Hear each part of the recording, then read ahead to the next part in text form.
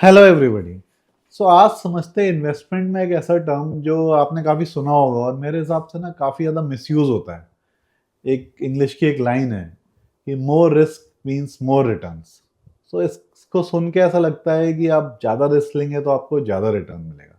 तो ये लाइन ना काफ़ी ज़्यादा यूज़ होती है इन्वेस्टमेंट्स में और मेरे ख्याल से ये काफ़ी मिसयूज भी होती है, क्योंकि ये पूरी तरीके से सही नहीं है और इसमें काफ़ी ना भ्रांतियाँ फैली हुई हैं। जैसे कि अगर आप इसका एक एक्सट्रीम एग्जांपल लें तो लॉटरी खरीदना भी एक तरीके का इन्वेस्टमेंट है। अगर आप लॉटरी खरीदेंगे तो भी हो सकता है आपको 1 मिलियन रुपीज़ मिल जाएँ, कुछ करोड़ों रुपए मिल जाएँ और आप रिस्क ले रहे हैं और हो सकता है उसमें भी आपके 1 रुपए जो है 1 लाख रुपए में कन्वर्ट हो जाएँ, बट उसके चांसेस बहुत कम हैं। तो रिस्क के बारे में जब भी आप सोचें ना, तो एक टर्म है रिस्क रिवॉर्ड रेशियो। तो जो भी आप रिस्क ले रहे हैं और जिसके अगेंस्ट जो रिवॉर्ड मिलने वाला है, उसके जो चांसेस हैं, जो प्रोबेबिलिटी है, वो किस तरीके से, उसको हमेशा सोचिए। क्योंकि लॉटरी में हमेशा ही रिस्क रिवॉर्ड रेशियो आपके खिलाफ है। तो आपको जनरली ऐसे इन्वेस्टमेंट्स में जाना है जिसमें रिस्क रिवॉर्ड रेशियो आपके फेवरेबल में हो, और जितना आप स्टडी करेंगे, समझेंगे इन्वेस्टमेंट्स को ना, उतना ही आप समझ पाएंगे कि इसका रिस्क रिवॉर्ड रेशियो कैसा है और कितना आप रिस्क ले सकते हैं। ऑब्वियसली पर्सनली हर पर्सन के ऊपर अलग अलग डिपेंड करता है। और किसी भी इन्वेस्टमेंट के रिस्क रिवॉर्ड रेशियो को और अच्छे से समझने के लिए आपको स्टडी करना होगा, मेहनत करनी होगी और उस एसेट क्लास को, उस इन्वेस्टमेंट्स को समझना होगा। जैसे कि अगर आप इक्विटी में इन्वेस्टमेंट करते हैं और डायरेक्ट शेयर मार्केट में इन्वेस्ट करते हैं, तो अगर आपने कुछ ज़्यादा कंपनी के बारे में समझा नहीं, ना ही उसकी बैलेंस शीट देखी, प्रॉफिट लॉस स्टेटमेंट देखा, ना उसका बिजनेस मॉडल समझा, ऐसे ही आपने इन्वेस्ट कर दिया कुछ देख के, तो आपका रिस्क रिवॉर्ड रेशियो काफ़ी ख़राब हो सकता है और आप हो सकता है बहुत ज़्यादा रिस्क ले रहे हो।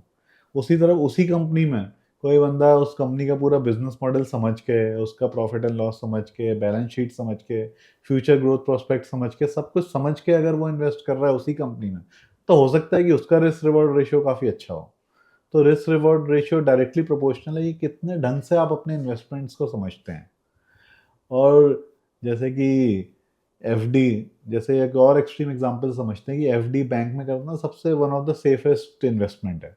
तो आज हमको बहुत सेफ लग रहा है, बट आप इमेजिन करिए आज से 200-300 साल पहले जब बैंक्स पहली बार दुनिया में आए थे, तो बैंक में जाके अपने पैसे जमा करना और वो आपको इंटरेस्ट देगा, तो उस टाइम पे जब ये कंसेप्ट आया होगा तब भी शुरुआत में लोगों को काफ़ी रिस्की लगा होगा कि भाई बैंक मेरे पैसे लेके भाग जाएगा, बंद हो जाएगा तो क्या होगा। तो उस टाइम पे वो भी काफ़ी रिस्की था, बट ओवर द टाइम जैसे जैसे लोगों ने उसे समझा और पूरा बैंकिंग सिस्टम इवॉल्व हुआ, आज एफडी हमको काफ़ी सेफ इन्वेस्टमेंट लगता है। तो हमेशा ये जो रिस्क रिवॉर्ड रेशियो है ना, इसको समझने का कोशिश करिए और हमेशा इस तरफ मत जाइए कि अगर कहीं पर हमको ज़्यादा रिटर्न चाहिए तो हमको ज़्यादा रिस्क ही लेना पड़ेगा, ऐसा कोई ज़रूरी नहीं है। मॉडरेट रिस्क और कम रिस्क के साथ भी आप अच्छे रिटर्न पा सकते हैं। इनफैक्ट ऐसा भी हो सकता है कि आप काफ़ी कम रिस्क के साथ मॉडरेट रिटर्न्स लें, तो भी आप अपनी इन्वेस्टमेंट में काफ़ी अच्छा कर पाएँ। और रिस्क रिवॉर्ड रेशियो काफ़ी यूज़फुल रहता है कभी-कभी 2 टाइप की इन्वेस्टमेंट्स को कंपेयर करने के लिए, या एक ही एसेट क्लास में 2 चीज़ों को अगर आपको कंपेयर करना हो कि कौन-सा इन्वेस्टमेंट अच्छा रहे, तो उसमें भी रिस्क रिवॉर्ड रेशियो आपकी हेल्प कर सकता है। और ये risk reward ratio subjective term है, कोई बहुत ज़्यादा ऑब्जेक्टिव या इसका फॉर्मूला नहीं है कि एग्ज़ैक्टली कितना रेशियो होगा। बट कुछ फैक्टर्स आपके दिमाग में रहेंगे, उस एसेट क्लास की नॉलेज रहेगी तो आप समझ जाएँगे। जैसे कि अगर हम रियल एस्टेट को समझें, एक अंडर कंस्ट्रक्शन रियल एस्टेट में इन्वेस्ट करना, ये भी अपने आप में एक रिस्की इन्वेस्टमेंट है कि वो घर बने कि ना बने कल को। तो अगर आप एक अच्छे बिल्डर की, जिसकी अच्छी बैलेंस शीट है, अच्छा ट्रैक रिकॉर्ड है, अच्छी हिस्ट्री है, अगर आप उस बिल्डर में इन्वेस्ट करेंगे, तो आपका रिस्क कम है। और अगर आप किसी नए बिल्डर में इन्वेस्ट करेंगे, जिसका कि कोई ट्रैक रिकॉर्ड नहीं है, हो सकता है वो अपना पहला प्रोजेक्ट लेके आ रहा हो, तो ये हो सकता है कि लास्ट में वो प्रोजेक्ट बने ही ना। अब अगर आप इसका रिवॉर्ड देखेंगे ना, तो जो बिल्डर अच्छा हिस्ट्री है, जिसकी बड़ा बिल्डर है, ट्रैक रिकॉर्ड है, लिस्टेड प्लेयर है, हो सकता है उसकी प्रॉपर्टी महँगी हो और जो नया बिल्डर एकदम आया उसकी प्रॉपर्टी थोड़ी सस्ती हो। और अगर दोनों का पोज़ीशन हो गया, सेम लोकेशन है मान लीजिए, सेम एमिनिटीज़ है, शायद फाइनली दोनों सेम रेट पे पहुँच जाएँ। तो रिवॉर्ड हो सकता है नए बिल्डर में बेटर हो compared to the old builder.